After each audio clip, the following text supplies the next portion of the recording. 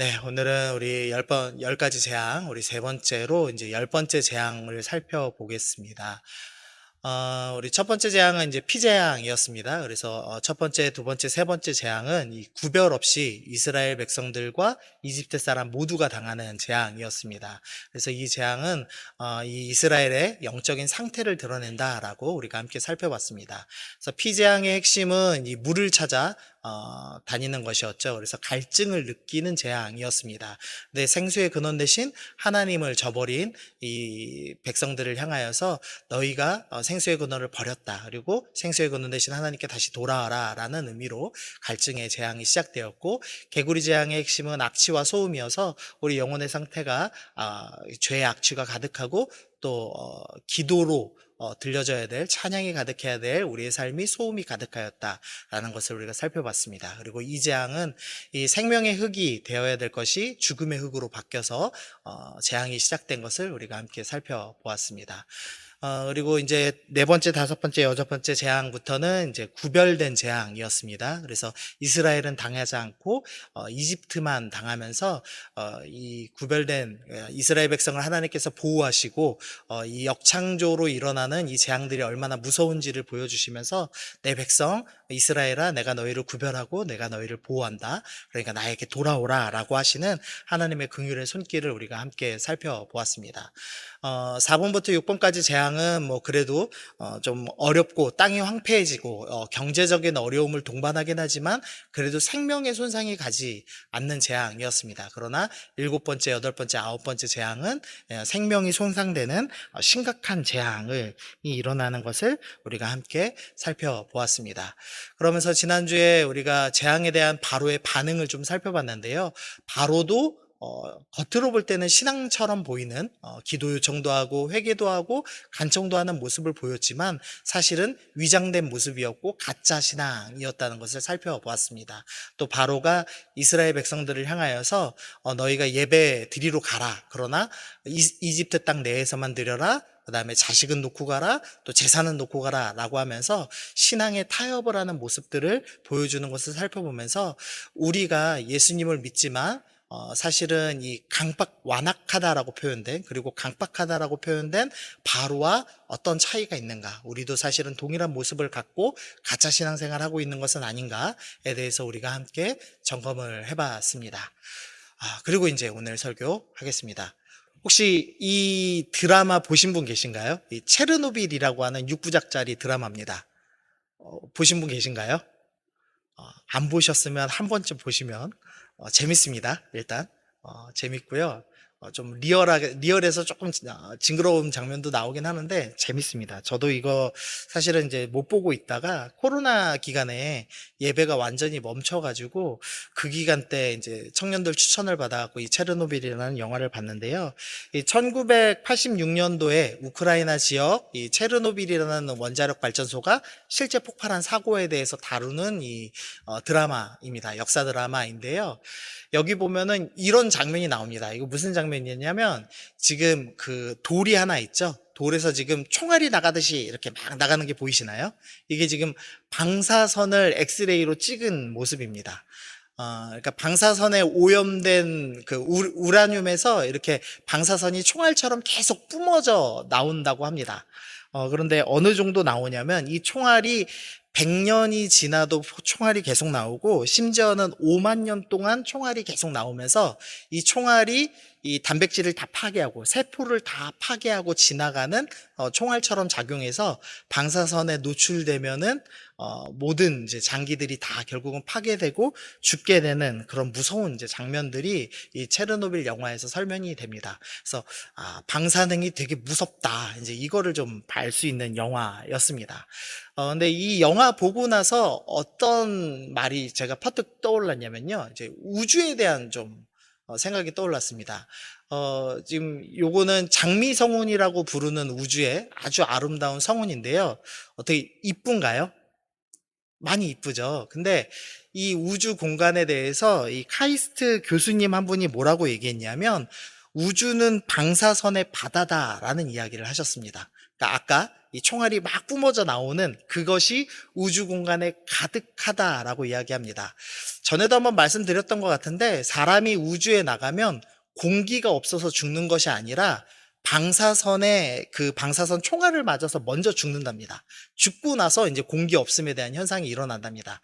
그만큼 우리가 생각하는 것보다 우주 공간은 더 파괴적인 공간이라고 합니다. 어느 정도로 파괴적인가 하고 좀 살펴봤더니요, 이 목성, 우리 잘 아는 태양계의 한 그 행성이죠. 태양계 행성인 목성 옆에 있는 조그만 위성 이오라는 이 작은 위성이 있는데, 우리로 따지면 달 같은 거죠. 근데 그게 하루에 36,000, 제가 이거 못 외워가지고 밀리시버트라는 단위랍니다. 어쨌든 꽤 많은 건데, 이 체르노빌에서 피폭당한 사람이 2200 계속 못 외우겠네요. 밀리시버트. 예. 체르노빌에서 2200 밀리시버트의 피폭을 당한 사람이 3개월 살고 죽었답니다. 근데 목성의 위성인 이오에 가면 하루에 36,000만큼 피폭을 당한답니다. 그러니까 뭐 하루를 견딘다는 건 말도 안 되고 가는 순간 그냥 방사선 총알에 맞고 죽음에 이르는 거죠. 태양계에서.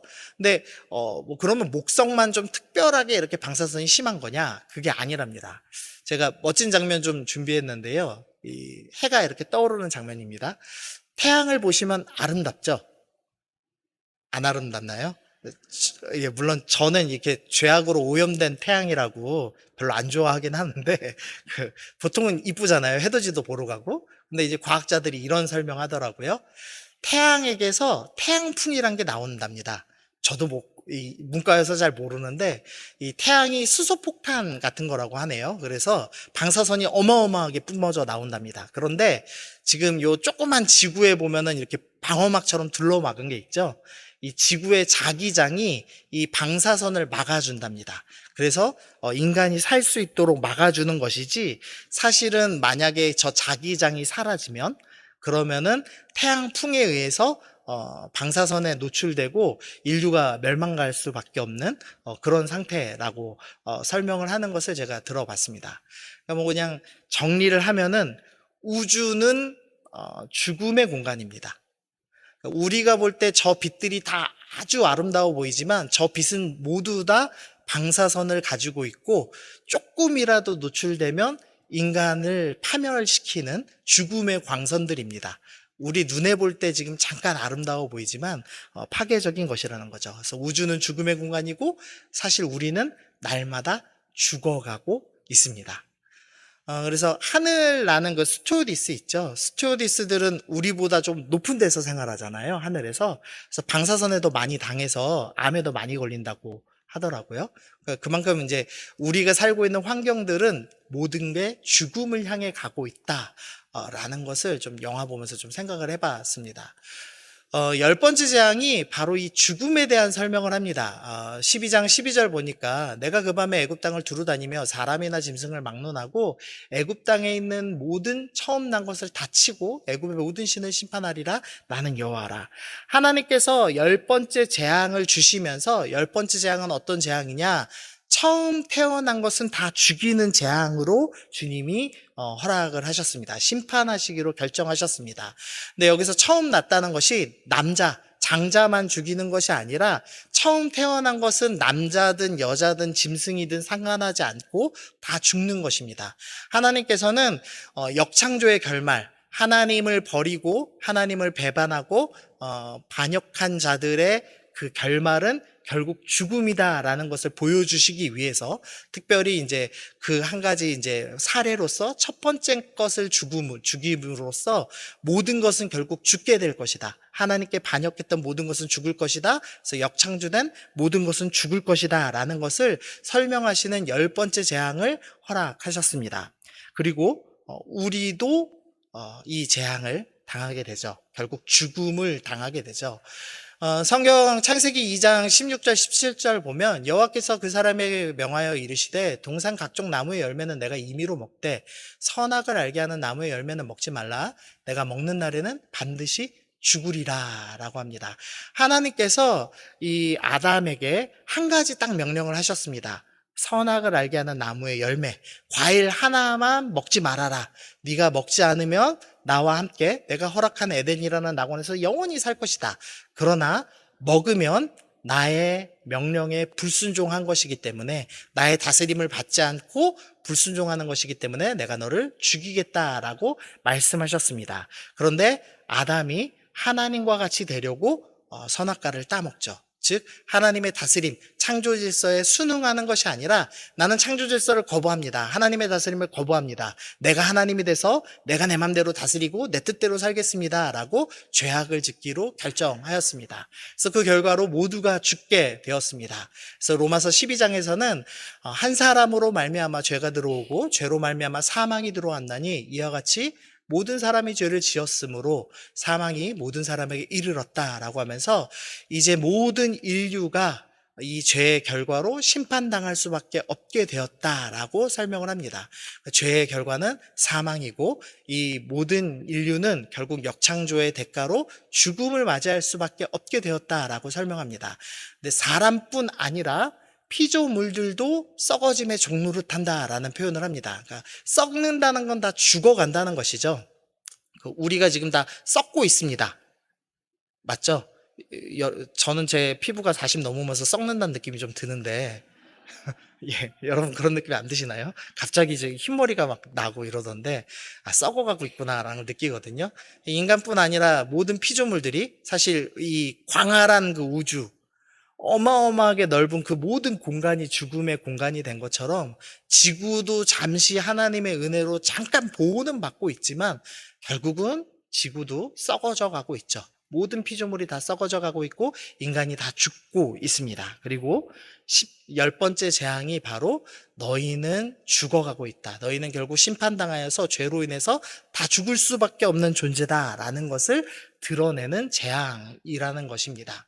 그런데 하나님께서 이스라엘 너희도 이 10번째 재앙은 피하지 못하고 죽을 것인데 너희에게는 특별히 죽음을 피하는 한 가지 방법을 주겠다라고 하시면서 하나님이 말씀하십니다. 내가 애굽 땅을 칠 때 그 피가 너희가 사는 집에 있어 너희를 위하여 표적이 될지라. 내가 피를 볼 때 너희를 넘어가리니 재앙이 너희에게 내려 멸하지 아니하리라. 하나님께서 죽음을 피할 수 있는 딱 한 가지 방법을 허락하셨습니다. 그것은 뭐냐면 피를 볼 때 넘어간다라는 것입니다. 그래서 그림을 좀 준비했는데요. 지금 이 남자가 우슬초라고 부르는 이 풀에다가 이 양의 피를 묻혀가지고 이 문설주와 인방이라고 부르는 곳에 바르고 있습니다. 그래서 이 피를 문 앞에 발라놓으면 죽음이 피를 보고 넘어간다라고 하나님께서 말씀하십니다. 그래서 넘어간다, 우리가 보통 월담한다고 하죠. 그것처럼 죽음이 넘어간다 그래서 유월, 그래서 유월절이라고 하나님께서 부르시는 절기가 오늘 제정되는 것을 볼 수 있습니다. 우리는 모두 죄로 인해서 심판받을 수밖에 없는 존재지만 하나님께서 피를 보시면, 그러니까 내가 당해야 될 죽음을 어린 양이 대신 당하면 그것을 보시고 넘어가시겠다라고 하시는 것이 바로 유월절 절기였습니다. 그러면 왜 도대체 하나님께서 어린 양을 잡게 하셨느냐? 우리 말씀 좀 읽어보겠습니다. 히브리서 9장입니다. 시작. 율법을 따라 틀림이 없은즉 사함이, 율법서에서는 계속해서 모세오경에서는 피로만 정결하게 된다 라는 이야기를 계속합니다. 그래서 히브리서 저자는 이 율법을 정리하면서 피 흘림으로만 죄가 사해진다라는 정리를 하죠. 하나님께서 원칙을 하나 정해 놓으셨는데 우리의 죄는 누군가가 대신 죄값을 치러야지만 해결된다라는 원칙을 정해 놓으셨습니다. 그래서 그것을 대신 그 죄값을 치러준다 그래서 대신 속해준다 그래서 대속이라는 원리를 정해주셨죠. 그리고 어린 양이 지금 6월절에는 대속 제물로 나를 대신해서 내 죄값을 치르는 존재로 죽임을 당합니다.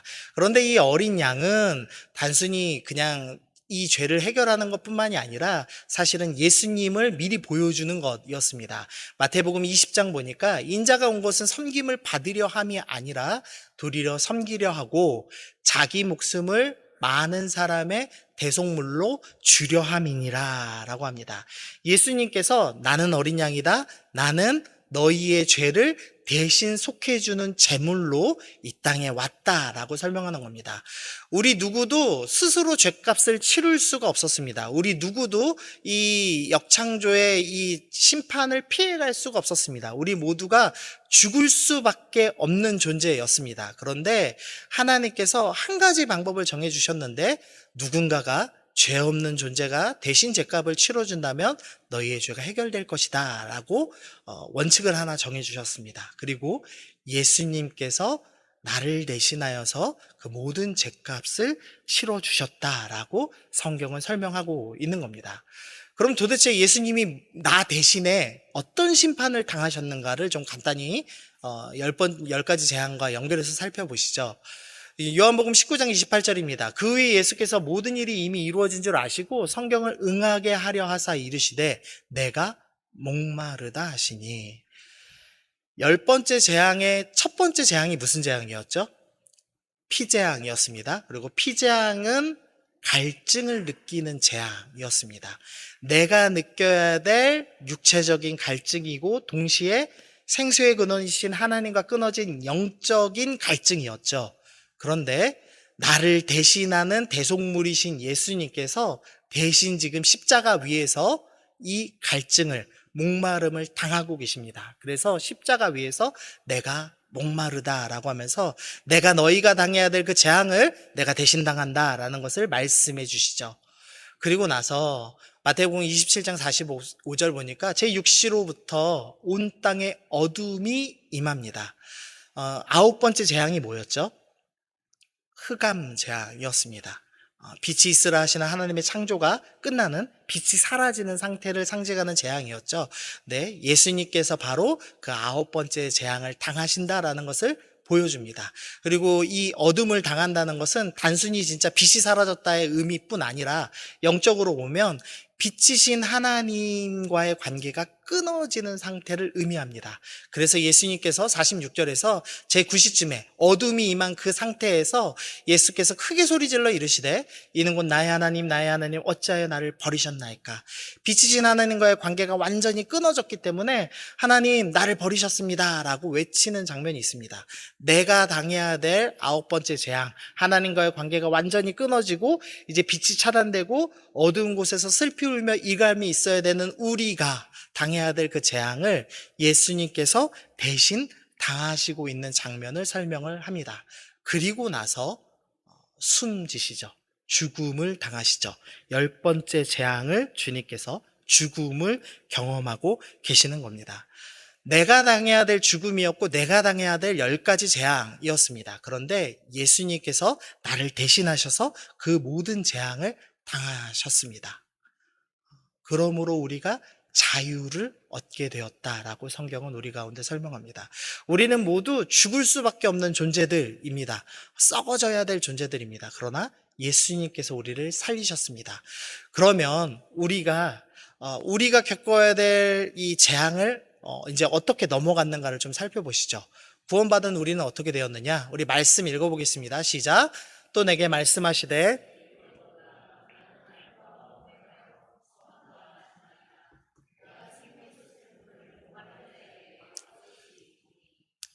우리가 원래는 목마름 당했어야 됩니다. 그러나 예수님께서 대신 목마름 당하셨죠. 그래서 우리가 영원한 하나님 나라, 마지막 새하늘과 새 땅이 이루어지고 새 예루살렘이 임하는 요한계시록 21장 22장에 보니까 우리에게는 더 이상 목마름이 없다라고 얘기합니다. 생수의 근원 되신 하나님으로부터 주어지는 생명수를 날마다 먹고 누리고 마시며 영원히 살게 되었다라고 설명하는 겁니다. 또 계시록 22장 5절에 보니까 다시 밤이 없겠다. 우리가 당해야 될 흑암재앙, 우리가 당해야 될 빛이신 하나님과의 완전한 관계 단절을 누리지 않고 더 이상 밤이 없습니다. 등불과 햇빛이 쓸데없으니 이는 주 하나님이 그들에게 비치심이라. 하나님의 영광의 빛이 영원히 비치고 우리가 그 영광의 빛을 영원히 누리는 사람이 되었다라고 합니다. 그래서 우리는 죽음을 보지 않고 세세토록 영원히 하나님과 함께하며 왕노릇한다라고 성경은 우리 가운데 설명합니다. 그래서 이 10가지 재앙은 인간이 마땅히 당해야 될 재앙인데 예수님께서 어린 양 되셔서 대속 제물로 대신 죽으시고 우리를 살리신 그 놀라우신 복음의 모습을 미리 보여주는 예표하는 사건으로 우리에게 설명을 하고 있습니다. 우리가 예수님의 죽으심으로 인해서 우리는 더 이상 재앙을 당하지 않고 구원받았다라고 성경이 설명하고 있는 것입니다. 그러면 이제 우리는 어떻게 살아야 되는가에 대해서 한번 살펴보시죠. 구원받은 자가 이제 유월절을 지킵니다. 7절 말씀 보니까요. 그 피를 양을 먹을 집 좌우 문설주 임방에 발랐습니다. 그러니까 양이 이미 죽었습니다. 내가 당해야 될 죽음의 저주를 어린 양이 대신 당했습니다. 그리고 그 뒤에 우리가 해야 될 일이 나옵니다. 8절에 보니까 고기를 불에 구워서 무교봉과 쓴 나물과 먹고요. 그 다음에 11절 보시면 너희는 그것을 이렇게 먹어라. 허리에 띠를 띠고 발에 신을 신고 손에 지팡이를 잡고 급히 먹어라. 이것이 여호와의 유월절입니다. 이미 구원받은 백성이 할 일이 있는데 먹는 겁니다. 근데 이렇게 먹어라 라고 말씀하는 거죠. 첫 번째로는 먹으면서 기억해야 하는 것입니다. 고기를 먹는데 무교봉과 쓴 나물과 함께 먹습니다. 무교병이라는 것은 이 누룩, 달콤하고 맛있게 하는 것을 넣지 않은 그냥 밀가루와 물만 넣어서 급히 구운 빵입니다. 맛 없는 빵이고 쓴 나물, 쓴맛이 나는 빵이죠. 그래서 이 무교병에 대해서 신명기 말씀은 뭐라고 표현하냐면 무교병 곧 고난의 떡이라고 표현합니다. 고난의 떡과 쓴 나물을 먹습니다. 즉 애굽에서 우리가 당했던 고통, 고난을 기억하며 먹는 것입니다. 구원받은 백성이 해야 될 일이 무엇이냐? 내가 이렇게 죄 지으면 그렇게 고통당하면서 살았지. 내가 이전에 예수님 안 믿을 때 이렇게 죄 가운데서 살았고 썩어짐을 당했고 죽을 수밖에 없는 비참한 존재였지를 기억해야 한다라고 이야기하는 겁니다. 우리가 예수님 믿기 전에 너무 비참한 존재였구나를 느끼는 거죠. 그 다음에 고기, 어린 양의 고기, 살을 먹습니다. 어린 양의 살을 먹는 이 장면을 예수님께서 마지막 돌아가시기 전날 밤 유월절 만찬을 드시면서 떡을 가져다가 감사기도 하시고 떼어 그들에게 주시며 이르시되 이것은 너희를 위하여 주는 내 몸이라 너희가 이를 행하여 나를 기념하라 하시고 또 포도주 잔을 주시면서 이 잔은 내 피로 세우는 새 언약이다 라고 하시면서 너희가 먹는 고기 그것이 나의 몸이요 나의 피다 라고 설명합니다. 그러면서 이것을 기념하라 라고 말씀을 합니다.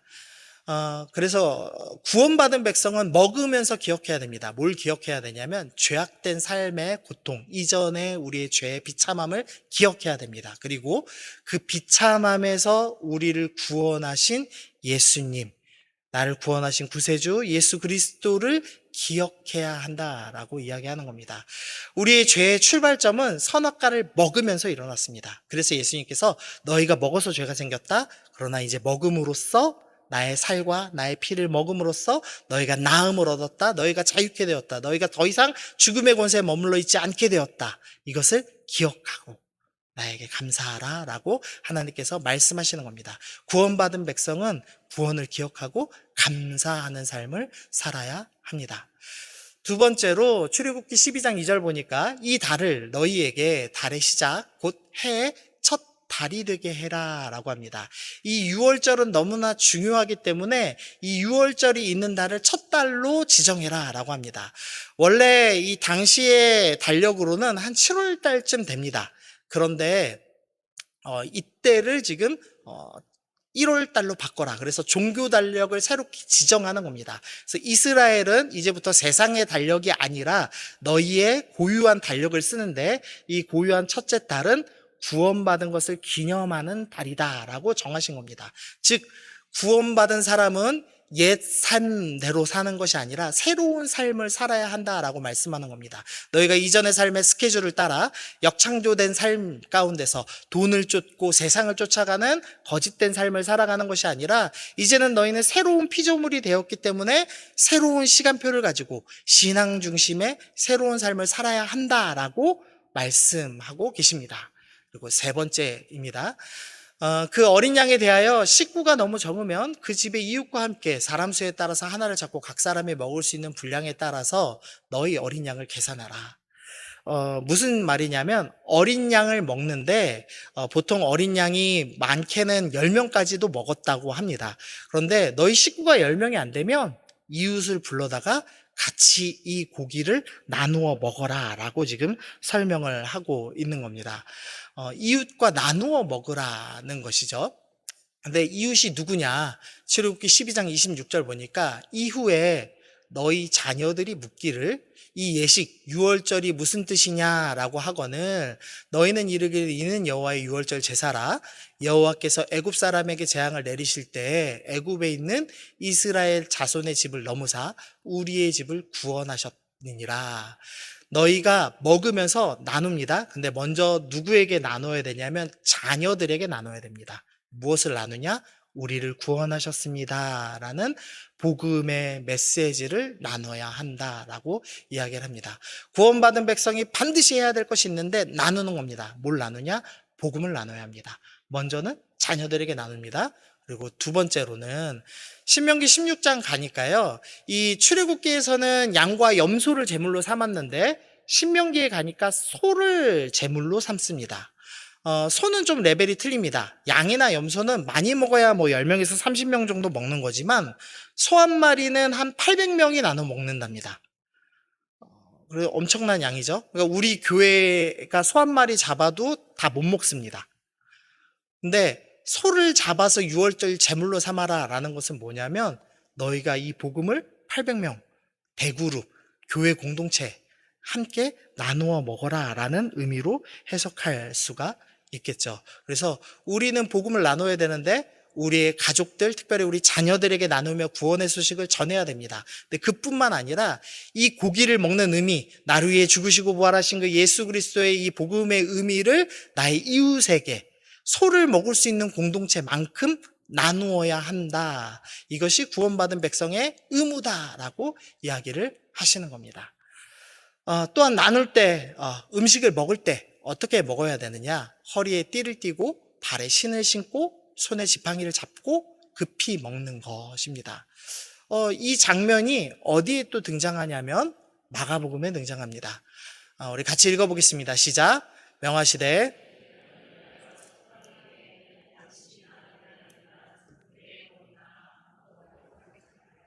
신만 씻고 두 벌 옷도 입지 말라 하시고, 지금 앞에 말씀하고 뒤에 말씀하고 비슷하게 이어지는 게 있죠.